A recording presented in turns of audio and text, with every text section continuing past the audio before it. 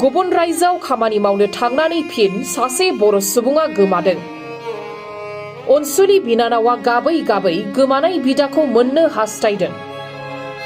सोरबाफोर जुदि नुयोबोला जों गाहायाव कन्टेक्ट नाम्बार होनाय जागोन। बे कन्टेक्टआव जोंखौ कन्टेक्ट लाहर आरो मानसिखौ जोंनो जनजायनानै हर आरो जों जेरावखि थाया मानो जों लायगोन। उदालगुरि जिल्लानि सस्त्रपारा हाग्रामारि गामिनि थागिबि रबिसन दैमारिनि फिसाज्ला रुपान दैमारिया थांनाय 30 मार्च खालि नखरनि राङारि लोरबांथिनि थाखाय सानै फिसाज्लाजों लोगोसे अनसुलि बिसिखौ गारनानै गुबुन रायजोआव खामानि मावनो होननानै केरेला रायजो फारसे गामि खान्थिनिनो विलियाम दैमारिजों ओंखारलांदोंमोन। नाथाय थावनिसिम मोनहैनाय लोगो लोगोनो रुपान दैमारिया गोमाना दं होननानै नखरनि सुबुंफोरा खौरांगिरिफोरनि सिगाङाव फोरमायदों। अनसुलि बिसिया फिसाय रुपान दैमारि गोमानायनि सायाव दिनै उदालगुरि पुलिस थानायाव गसर हैनायजों लोगोसे सोरबाफोर रुपान दैमारिखौ बहाबा नुसनबायोब्ला 6000129856 88128 08269 मबाइल नाम्बाराव नखरनिसिम फोरमायहरनो थाखाय खावलायहरो।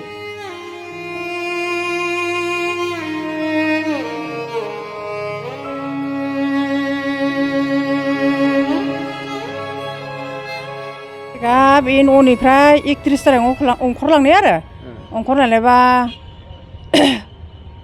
गोबां मा होनो न'खराव अबस्था गैयिनि दारै थांनाबाय आरो फैया गेलेरायाव मानो हाबा मावनो ओमफ्रायबा बियो गेलेरायाव ओंखारहैनानै स्टेजनआव ओंखारबायना बे ट्रेननि माबानिफ्राय खारनायनिफ्राय ओंखारनानै आरो बे उलेमा आखाइ हमबायनो आखाइ हमनाबा मोनहायियाव बे ट्रेनावनो बारखोलांबायनो आरो बियो बिदि जादों। बे थालांबाय माहा दोङो मा माय मिथिला आरो बेखौबा जों दायो। ओमफ्राय दा फन दोंना गैया? फना गैया, बे रङियावनो गोमालांबाय फना। सार्ज होनायनो सोरबा खावबायनो आरो बेबायदि बुंदों आरो।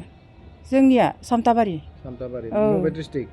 जोंनिया उदालगुरि उदालगुरि सस्त्रपारा गोलैयो आरो ओमफ्राय जिहेतु नोंथांनि माबाया फिसाया गोमादों आरो दायो मोनाखै आरो मा बुंगोन दा मा होनना खावलायहरगोन दायो सोरबाफोर अननानै मोनोबोला थानायाव गथायनानै दोनगोन आरो अननानै लाखिथोंसै आरो जों आरो माबा मोनबाला जोङो लायफिननो हागोन आरो जोङो थानायाव एजार होबाय नङा? थानायाव एजार होबाय मिसिं कमप्लेन होना दोनबाय आरो जों दायो। ओमफ्राय मा बुंगोन जोंहानिया दा माने थांनाय 31 तारिख खालिनो बियो केरेलायाव हाबा मावनो होनना थांदोंमोन। दा थांनानै बियो दिनैसिम माने जायगाखौबो मोनहैदोंमोन। दा मोनहैनानै माने बियो माब्रै फाग्लासो जाखो ना माखो जाखो दाथ' रावबो जेबो बुंनो हाला, जोंबोथ' नुवाखै। दा नुयैखायनो दा जोंबो जेबो बुंनो हाला।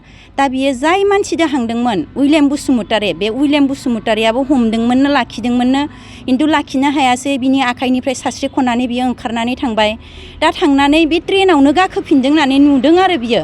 दा नुनानै बे ट्रेनासो बबेयाव जोबथाहैगोन, दा जों बे ट्रेन जोबथाहैगोनखौथ' जों दासिम मिथिया, खबर गैया। दासिम केरेलाखौथ' मोनहैबायमोन मानसिया। दायो बिस्रा न'खराव बहुद खस्थ', बाजैया हारसिं, बिस्रा न'खराव जानो गैया, गथ'फोर सानै दोङो, बेखौ माने फोरोंनाय नायनाय बहुद लाइफआव बाजैहा खस्थ' दोङो। दायो बेखायनो अननानै सोरबाफोर नुयोबा आंनि आदाखौ माने जनजायनानै हरफिनगोन। माने मोजाङाव माने जों लुगैदों आरो थैयोबाबो थांबाबो जों माने मानसिखौ जों मोननायखौ लुगैदों, फाग्लाबाबो जों मोनबोफिननायखौ जों लुगैदों। सोरबाफोर जुदि नुयोबोला जों गाहायाव कन्टेक्ट नाम्बार होनाय जागोन। बे कन्टेक्टआव जोंखौ कन्टेक्ट लाहर आरो मानसिखौ जोंनो जनजायनानै हर आरो जों जेरावखि थाया मानो जों लायगोन, जों कन्टेक्ट खालामगोन। जों दासिम जों थानायाव मिसिं कमप्लेन होनानै दोनफैदों गोमादों होननानै। दासिमहालागै थैदों थांदों जोंहा दासिमहालागै जों जेबो खबर गैया।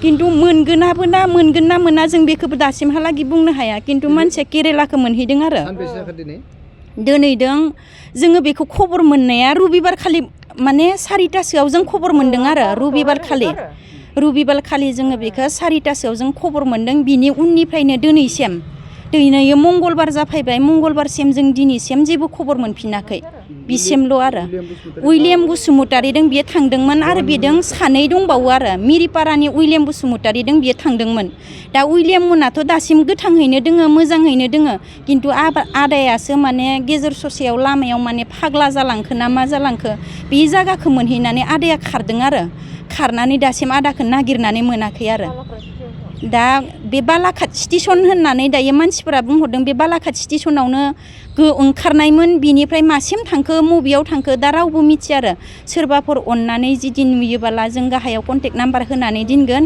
बे कन्टेक्ट नाम्बाराव जोंखौ कन्टेक्ट लाहर आरो सोरबाफोर नुयोबोला माने हमनानैबाबो दोनथार जों मोननै मोनथामजों नाम्बार होनानै होगोन बे मोननै मोनथाम नाम्बाराव जिखुनु मोनसेयाव नङा मोनसेयाव जोंखौ फन बुनानै जोंखौ कन्टेक्ट लानानै जोंनि आदाखौ माने जनजायनानै हरनायखौ जों मोजां मोनगोन आरो